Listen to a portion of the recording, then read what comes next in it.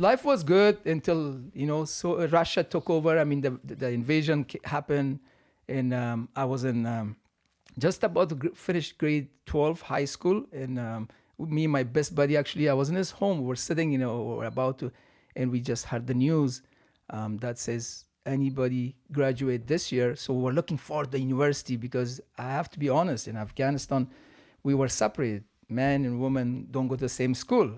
And so that was the highlight for us. We're looking forward to the university that we all going to be. It's a unisex. Female and men is going to be in the same school. So those are exciting times. Exciting time, yes. Guess what happens? We heard the news. They said people are going to graduate this year. They all have to serve in the military for 4 years before they go to university. Oh, man. So that was right there, crush our dream of university, becoming a phys ed teacher. That was my dream, to become phys ed teacher. And my buddy he's in Canada. The only Afghani friend that I have back from Afghanistan, he's also in Canada. So know that he's alive. But after that, I said, what are we going to do? And then that was like looking at each other. And after that, I said, I don't know. So that's how we decided to eventually not join the military and leave the country. Wow. So you had to leave your family behind? Yes, sir. Oh, absolutely. Yes. So while I had to, in that period that I had to finish the school, you had to hide yourself, because they come by force. They grab you from your home. It was not beautiful. War has never been great. They just search homes. If say young guys, if your legs has a hair, you're a certain age, just grab you, throw in the truck, ship you to the part of the country, set the day after war. And the war that you don't even know which war you're fighting for, So are you against the government or with the government? They're same people. And the rebels that time start coming in. Then U.S. got involved. Mujahideen, I don't know if you heard, they're rebels fighting against Russians. So, and I had to go join the military, then fighting my own brother. It was like very complicated. Really? Yeah. So we didn't believe in that. And some point I got arrested.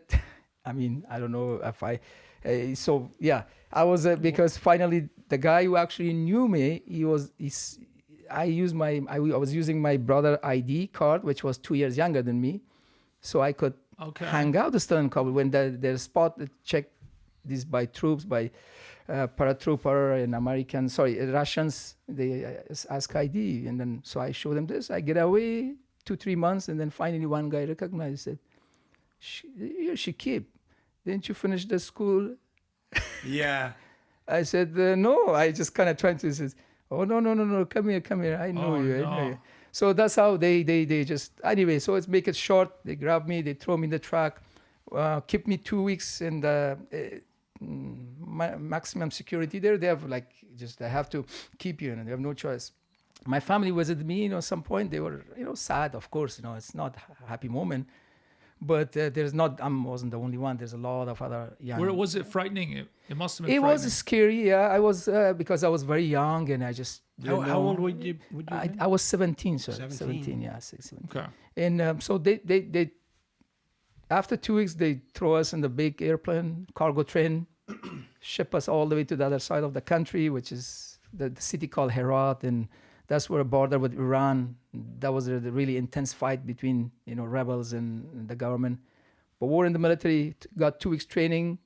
Right away, next thing we're in the battlefield. 2 weeks training. Wow. 2 weeks, yeah. We had to learn, yeah. So how long were you battling? Personally, in that 2 weeks training, then we were right in the middle of the action, and honestly, I did not know what to do. So it's just, okay, all they gave us these Kalashnikov, we're sitting in the trucks, moving around, and then bullets coming, so we just had to, one point I was actually scared, I was hiding.